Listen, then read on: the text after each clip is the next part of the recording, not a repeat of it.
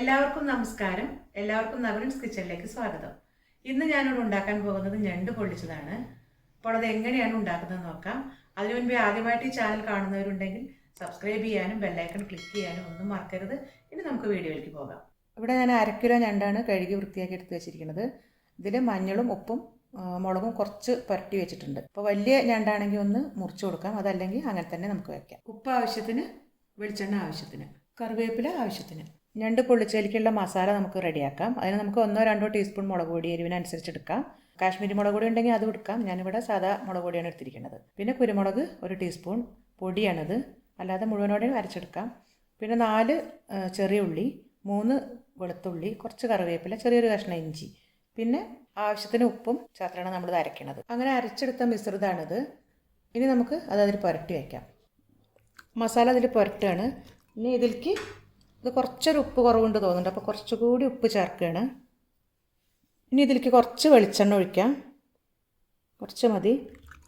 പുരട്ടി വയ്ക്കാം. നല്ലപോലെ പുരട്ടി കുറച്ച് നേരം വെക്കണം. ഇത് നമുക്ക് കുറച്ച് നേരം എടുത്ത് വയ്ക്കാം. ഇനി ഇതിലേക്ക് കുറച്ച് വിനാഗിരി, ചെറുനാരങ്ങ നീരുണ്ടെങ്കിൽ അതായാലും മതി. കുറച്ച് വിനാഗിരി. ഞണ്ട് മസാല പുരട്ടി ഒരു 45 മിനിറ്റോളം കഴിഞ്ഞിട്ടാണ് നമ്മൾ എടുക്കുന്നത്. ഇവിടെ ഞാൻ ദോശക്കല്ലെടുത്ത് ചൂടാക്കിയിട്ടുണ്ട്. ഇനി നമുക്കത് ലോ ഫ്ലെയിമിലിടുകയാണ്. വെളിച്ചെണ്ണ ഒഴിക്കാം. വെളിച്ചെണ്ണ നല്ലപോലെ ഒന്ന് ചൂടായതിന് ശേഷം നമുക്ക് ഞണ്ടയിലേക്ക് വയ്ക്കാം.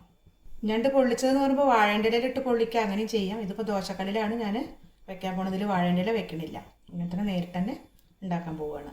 ഇതിൽ ഞാൻ 3 ടേബിൾ സ്പൂൺ വെളിച്ചെണ്ണ എടുത്തിട്ടുണ്ട്. ഇതിൽ കുറച്ച് വേണമെങ്കിലും എടുക്കാം, കുറച്ച് അധികം വേണമെങ്കിലും എടുക്കാം, നമ്മുടെ ഇഷ്ടമാണ്. ഇതിൽ 3 ടേബിൾ സ്പൂണാണ്. ഇനി നമുക്ക് ഞണ്ട് ഇതിലേക്ക് ഇടാം. ഇപ്പോൾ മീഡിയം ഫ്ലെയിമിലാണ് വെച്ചിരിക്കുന്നത് കേട്ടോ.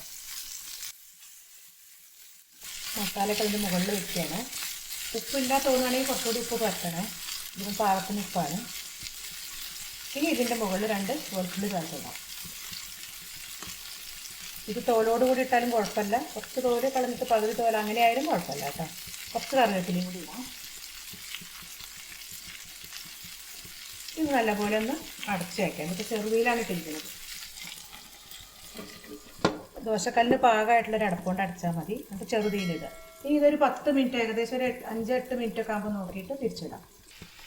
ഇതൊരു 10 മിനിറ്റ് കഴിഞ്ഞപ്പോഴാണ് ഞാൻ തുറന്ന് നോക്കുന്നത്. അപ്പോൾ ഇതിങ്ങനെ അടിയൊക്കെ വന്നിട്ടുണ്ട്. നമുക്കിത് തിരിച്ചിടാം.